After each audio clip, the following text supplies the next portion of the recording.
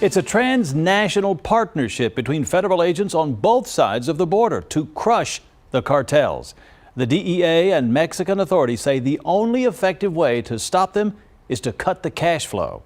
But will this new push make a dent in the violence? Eyewitness News border reporter Oscar Margain explains how the drug war has worsened and what experts say will end it.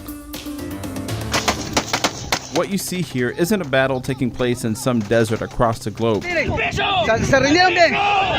is the Mexican military fighting presumed drug cartel foot soldiers just a few miles south of the Texas border. It's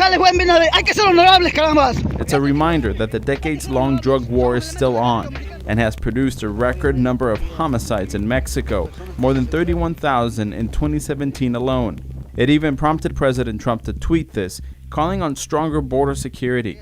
But what fuels the war, and why should you care?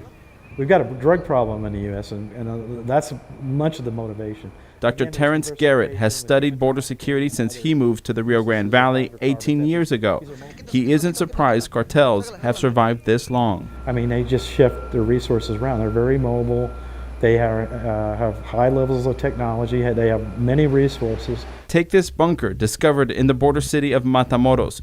A mechanical moving floor under a washing machine leads to a stash of weapons, drugs, and close to $2 million in cash. Days later, on a ranch property just across the border near Roma, Texas, Mexican authorities seized 9 boxes with hundreds of military uniforms made in the U.S. These are only a few known examples in the last month. It's a national problem. Actually, it's an international problem.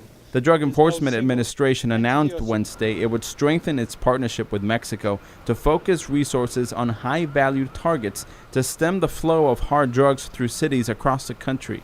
We'll be aggressively attacking the cartel's financial infrastructure by denying revenue going back down across the border. About the time with the war in Mexico. Capturing the big fish and aiming at their wallets isn't getting at the root of the problem, says Dr. Garrett.